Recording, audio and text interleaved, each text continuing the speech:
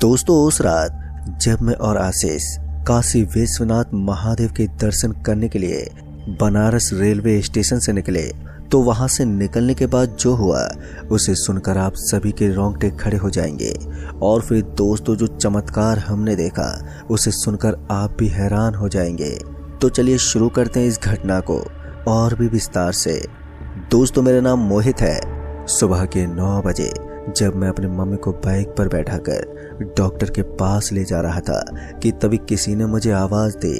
उस आवाज को सुनकर जब मैंने उस ओर देखा तो मेरा दोस्त आशीष था। उसे देखकर मैंने बाइक रोक दी और बाइक के रुकते आशीष मेरे पास आया और मम्मी को प्रणाम किया। तो मैंने उससे कहा कि कैसे हो भाई, बहुत दिन के बाद मिले हो।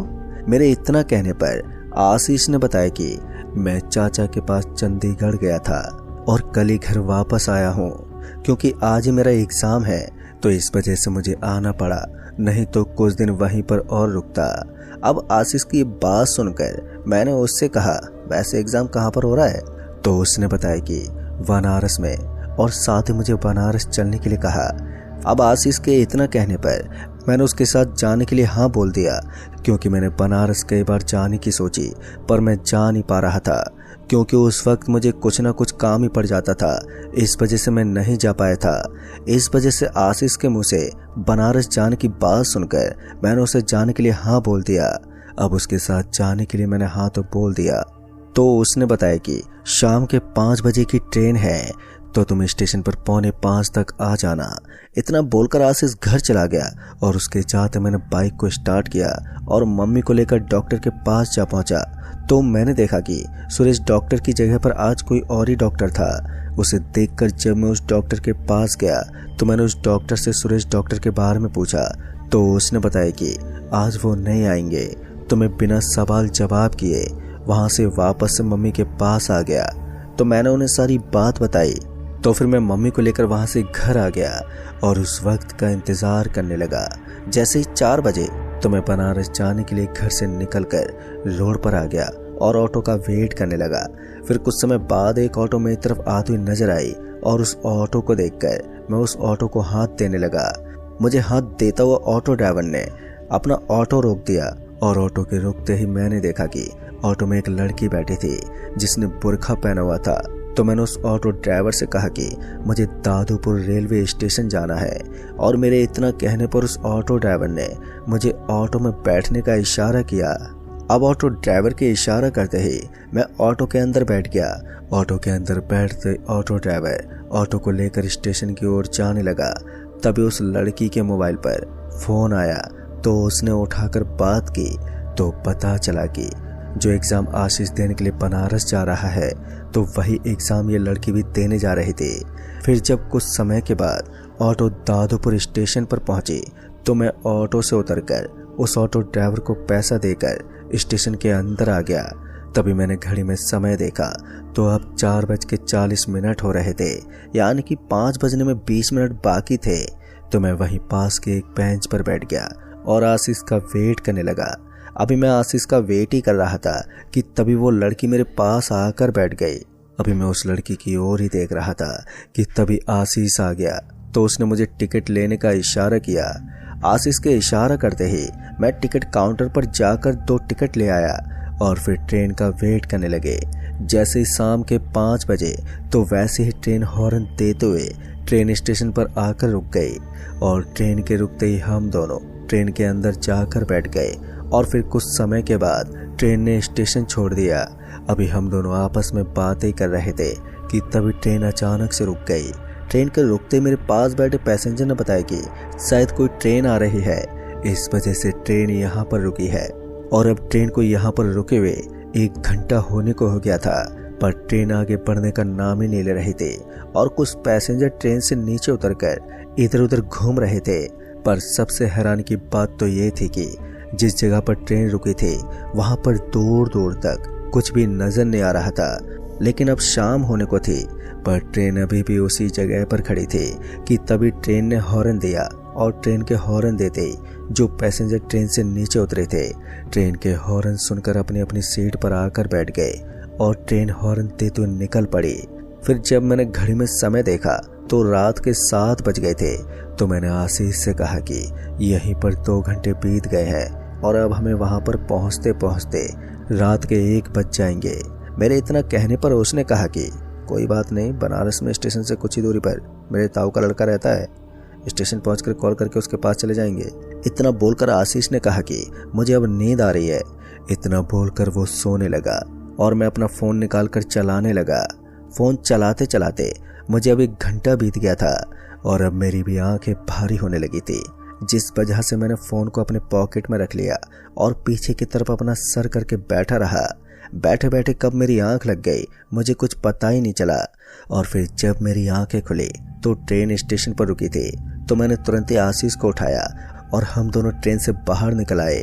ट्रेन से बाहर आते ही मैंने आशीष को फ़ोन करने के लिए कहा और जब आशीष ने अपने ताऊ के लड़के को फ़ोन किया तो फ़ोन बंद था।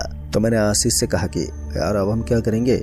मेरे इतना कहने पर आशीष ने कहा कि मुझे पता है कि मेरे ताऊ का लड़का कहाँ पर रहता है।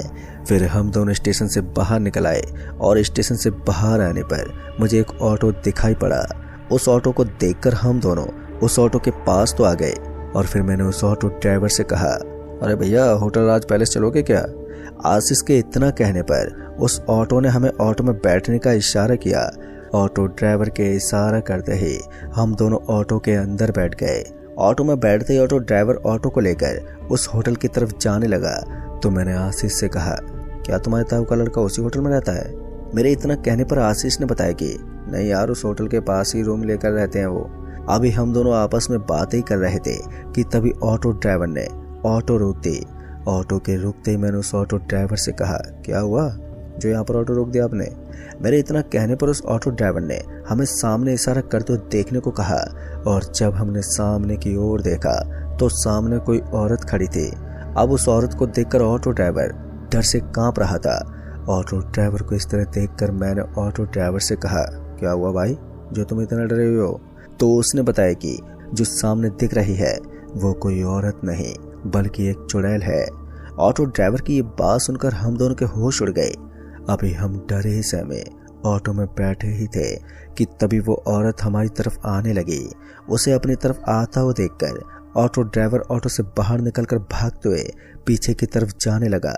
ऑटो ड्राइवर को भागते हुए देखकर हम दोनों ऑटो से नीचे उतरकर हम दोनों भी उसी के पीछे पीछे भागते हुए जाने लगे। और जैसे हम भागने लगे तो वो औरत भी हमारे पीछे भागने लगी। पर सबसे हैरान की बात तो ये थी कि जहाँ पर हम थे वहाँ दूर दूर तक कोई भी नहीं था। चारों तरफ खामोशी पसरी हुई थी और हम तीनों वहाँ से भागते जा रहे थे कि तभी अचानक से वो औरत हमारे सामने आ गई। उसे सामने देखकर हम तीनों बहुत ही ज़्यादा डर गए थे। डर से हम तीनों कांप रहे थे कि तभी उस औरत ने उस ऑटो ड्राइवर का गला पकड़ लिया और देखते ही देखते उस औरत का चेहरा बहुत ही ज़्यादा भयानक हो गया। अब उस औरत का भयानक रूप देखकर हम दोनों बहुत ही ज़्यादा डर गए थे। डर से हम दोनों के हाथ पैर कांप रहे थे। अभी हम दोनों डरे सहमे उस औरत को देख रहे थे कि तभी उस औरत ने उस ऑटो ड्राइवर की गर्दन घुमा दी, जिसे देखकर मेरे रोंगटे खड़े हो गए और आशीष ये मंजर देखकर मानो जमसा गया था।